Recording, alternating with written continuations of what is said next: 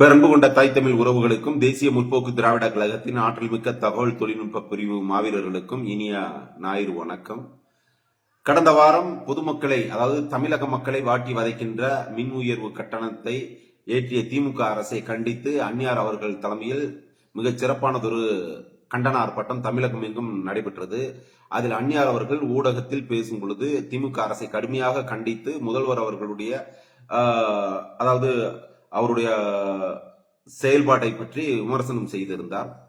இதற்கு பதிலளிக்கும் விதமாக திமுக அமைச்சர்களிடமிருந்தும் மாவட்ட செயலர்களிடமிருந்தும் பணம் பெற்றுக்கொண்டு யூடியூப் நடத்துகின்ற ஒரு சில்லற மனிதர்கள் நாக்கூசும் விதமாக அந்நியார் அவர்களை பற்றி பேசினார்கள். நான் அந்நியார் பற்றி பேசுகிற, அந்நியாரை விமர்சனம் பண்ணுகின்ற, அந்நியாரை உண்மைக்கு புறம்பாக விமர்சனம் பண்ணுகின்ற, அந்நியார் பற்றி வீண் பழி சொல்கின்ற அத்தனை கேடுகட்ட மனிதர்களுக்கும் ஒன்றை இந்த காணொலி வாயிலாக சொல்ல கடமைப்பட்டுள்ளேன். அந்நியார் காலை கழுவி குடித்தால் கூட உங்களுக்கு சொல் புத்தி, சுய புத்தி, அரசியல் பொது வாழ்க்கையில் ஒழுக்கம், உண்மையான நட்பு, உண்மையான புத்தி, தூய சிந்தனை, தூய ஒழுக்கம் எதுவுமே உங்களுக்கு வராது. அதாவது அந்நியார் அவர்களின், எங்களுடைய மாண்புமிகு தேசிய முற்போக்கு திராவிட கழகத்தின் பொதுச் செயலாளர் அந்நியார் அவர்களுடைய காலை கழுவி ஒரு முறை அல்ல 10 முறை குடித்தால் கூட உங்களுக்கு சுய ஒழுக்கம் என்பதோ, சுய புத்தி என்பதோ, அரசியல் வாழ்வில் பண்பாடு என்பதோ, கலாச்சாரம் என்பதோ, ஒரு மனிதரை எவ்வாறு நடத்த வேண்டும் என்பதோ, தனிப்பட்ட அதாவது ஒழுக்கம் இருக்கிறத பத்தியோ உங்களுக்கு சுத்தமா வராது. அதனால்தான் உங்களை போன்ற இழிவுபட்ட கேவலமான பிறவிகள் அந்நியார் அவர்களை விமர்சனம் செய்கிறீர்கள். அந்நியார் அவர்கள் தான், அதாவது 90ல கேப்டனை திருமணம் முடிச்சதுக்கு பிறகு, கேப்டன் அதற்கு முன்பு எப்படி இருந்தாரோ அதற்கு பின்பு அவர் வாழ்ந்து மறைகிற வரையிலும் தான் செய்த தான தர்மங்களை எந்த இடத்துலயும் விட்டு கொடுக்கல. ஒருத்தருக்கு மனைவி அமைஞ்சிட்டா அவங்க சொத்துக்களை சுருட்டி, சொத்துக்களை வாரி, யாருக்கு எந்த ஒரு விதத்திலையும் பயன்படாத அளவுக்கு அவங்க இருப்பு பணத்தை வச்சுக்கிடுவாங்க. ஆனால் அந்நியார் அவர்களால் தன்னுடைய பொது வாழ்க்கைக்கு, அதாவது 90ல கேப்டன் அவர்களை மனமுடித்த பிறகு, அவர்கள் பொது வாழ்க்கைக்கு வந்த பிறகு, இந்த தன்னுடைய சொந்த உழைப்புல, தன்னுடைய கணவருடைய சொந்த உழைப்புல மக்களுக்கு கொடுக்கக்கூடியதை தடுக்காத ஒரு பெரிய சக்தியாக வந்த காரணம் தான் இன்னைக்கு நாங்க மட்டும் இல்ல, பொதுமக்களும் அந்நியார், மாற்றுக் கட்சியினரும் அந்நியார்னு சொல்லக்கூடிய அளவுக்கு வளர்ந்திருக்கிறத கேடுகட்ட ஒருத்தி, அதாவது உங்க இயக்கத்துல ஒருத்தி 3 புருஷனை வச்சிருப்பா, அவளை நீங்க அந்நியார் இருப்பீங்க. ஆனா நாங்க இறக்குமறியிலும் தன்னுடைய கணவனை தெய்வமாக போற்றிய ஒரு மாபெரும் சக்தியை, தமிழ் பெண்களுக்கு எடுத்துக்காட்டாக வாழக்கூடிய ஒரு மாபெரும் சக்தியை நாங்க அந்நியார்னு சொன்னோம். அதனாலதான் இன்னைக்கு தமிழ் சமுதாயமே, தாய் சமுதாயமே இன்னைக்கு அந்நியார்னு சொல்றாங்க. இப்படிப்பட்ட கேன பிறவிகள் தான் எங்களுடைய அந்நியார, கேடுகட்டவர்கள் தான் எங்களுடைய அந்நியார விமர்சனம் பண்றாங்க. சரி, எங்க அந்நியார் விமர்சனம் பொழுது கூட ஒரு வார்த்தை சொல்றாங்க, நன்றி கெட்ட பிரேமலதா, பொட்டி வாங்குகிற. டேய், நன்றிய பொட்டி உங்களுக்கு தெரியுமாடா?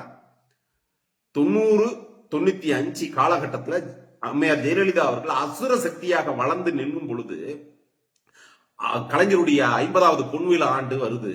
அதை நடத்துறதுக்கு பல பேர்கிட்ட சொல்றார் கலைஞர். எல்லாம் அம்மையாருக்கு பயந்து பொட்டி பாப்பா, இன்னைக்கு உங்களை சுத்திக்கிட்டு ஜாவரா அடிக்கிற அத்தனை போக்கிரிகளும் பொறுக்கிகளும் ஒளிஞ்சுக்கிற கேப்டன் தன்னுடைய தொண்டர்களை எங்களுக்கு கடிதம் எழுதுறார். தீர்த்திடலுக்கு நோக்கி வா, தலைவருக்கு பாராட்டு விழா எடுப்போம் வா அப்படின்னு ஒரு கடிதம் கொடுக்கிறாரு. அந்த கடிதத்தை பெற்றுக்கின்ற லட்சோப லட்ச தேமுதிக அன்றைய ரசிகர்கள் அத்தனை பேர் தீவுத்தொடரை நோக்கி போனோம். அங்க போயிட்டு கலைஞருக்கு 50வது பாராட்டு விழா எடுத்தாங்க, தங்க பேனா கொடுத்தாங்க. அதற்கு அடுத்து வந்த சட்டமன்ற தேர்தலில் போட்டியிட்டு கலைஞர் மாபெரும் வெற்றி பெற்றார் என்பது வரலாறு. நன்றியை பத்தி நீங்க பேசலாமாடா? உங்களுக்கு தெரிஞ்சதெல்லாம் சூழ்ச்சி, வஞ்சகம், கேவலமான, அதாவது போக விட்டு பின்னாடி குத்துறது, இதுதான்றா உங்களுக்கு இது. தோழர் லீலாவதி வெட்டி கொண்டது யார் ஆட்சி காலத்துல? திமுகவின் முதுபெரும் தென் மண்டல தலைவர் தா கிருஷ்ண வெட்டி கொண்டது எந்த ஆட்சியில? தினகரன் தொண்டர்கள் 3 பேர் உயிரோடு எரிக்கப்பட்டது எந்த ஆட்சியில? 23 பேர் போன வருஷம் செத்தது எந்த ஆட்சியில? இன்னைக்கு 68 பேர் கள்ளச்சாராயம் குடிச்சு செத்து இந்த இளம் விதவைகள் உருவானது எந்த ஆட்சியில? ஒவ்வொன்றும் ஜனநாயக ரீதியா அதை குழி தோண்டி புதைக்கக்கூடிய அத்தனை அவலங்களையும் செஞ்சுவிட்டு அரசியல்ல ஒரு தூய்மையான, ஒரு பொதுவான ஒரு இன்னைக்கு விஜய விமர்சனம் பண்றாங்க.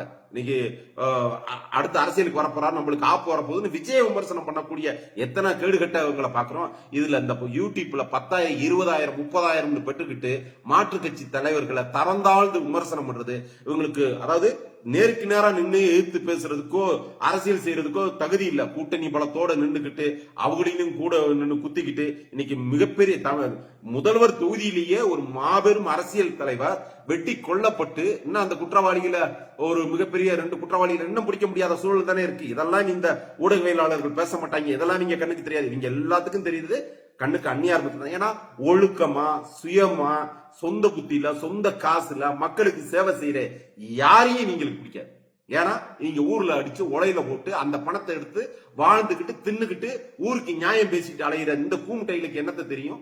இவங்களுக்கு தேவை எவனாவது ஒரு அரசியல் அப்படி கட்டு வந்துட்டு நின்றுனா, எப்படி வந்தான் இவனை அடிச்சு விடு, இவன் ஆட்சிக்கு எதிராக செயல்படுறான், இவன் ஆட்சிக்கு எதிராக பண்றான் அப்படின்னு விமர்சனம் பண்றேன். நான் திருப்பியும் ஒண்ணு சொல்லி விடுறேன்.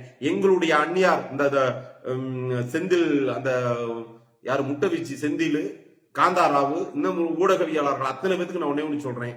எங்க அந்நியார் மாதிரி நல்ல படித்த ஒழுக்கமா அரசியல் செய்த, அதாவது போற்றத்தக்கவாறு தமிழக மக்கள் போற்றத்தக்கவாறு செயல்படுகிற ஒரு ஒரு அற்புதமான பெண்மணியை தமிழகத்தில் ஒரு பெண்மணியை நீங்க காமிக்க முடியுமா? ஒரு அரசியல் இயக்கத்தின் தலைவியா உங்களால முடியவே முடியாது. இதெல்லாம் ஏத்துக்கிற முடியல, சகிக்க முடியல. என்னடா இது இப்படி எல்லாம் இருக்கு அப்படின்னு சொல்லிதான்றா நீங்க எவ்வளவு காசை வாங்கிட்டு விமர்சனம் பண்றீங்க. நீங்க மறுபடியும் முதல்ல சொன்னதே சொல்றேன், நீங்க ஒரு முறை இல்ல, இருமுறை இல்ல, 10 முறை எங்க அந்நியாருடைய கால கழுவி குடிச்சாலும் உங்களுக்கு சுய புத்தி சுய ஒழுக்கம் உங்களுக்கு அந்த இதெல்லாம் வரவே வராது. உங்களுக்கு வஞ்சக புத்தி, நய வஞ்சக புத்தி, சாராயம் வித்து சம்பாதிக்கணும், கட்ட பஞ்சாயத்து செஞ்சு சம்பாதிக்கணும், அடுத்தவங்க சொத்து ஆட்டையை போட்டு சம்பாதிக்கணும், செல்லிங்க மதுகுத்து சம்பாதிக்கணும், இந்த மாதிரி கேடுகட்ட புத்தி மாத்திரம்தான் உங்களுக்கு வரும். ஏன்னா உங்களுடைய தகுதியும் உங்களுடைய திறமையும் அதை நோக்கி மாத்திரம்தான் இருக்கு. மக்களுக்கு சேவை செய்யக்கூடிய எந்த ஒரு வேலையும் உங்களால செய்ய முடியாது. அதை பொறுத்துக்கிறாம நீங்க இந்த மாதிரி காழ்ப்புணர்ச்சி 1.5 வருஷம் இருக்கு, 1.5 வருஷம் இருக்கு. உங்களால தெம்பு திராணி உண்மையாவே நீங்க அரசியல்ல பெரிய யோக்கிய பெரிய நாங்க தான் அப்படின்னு நீங்க நினைச்சீங்கன்னா அப்படியே நீங்க கூட்டணி இல்லாம தேர்தலில் நின்று எங்களை எதிர்த்து நின்னுங்களா, அப்புறம் பார்ப்போம். நன்றி, வணக்கம்.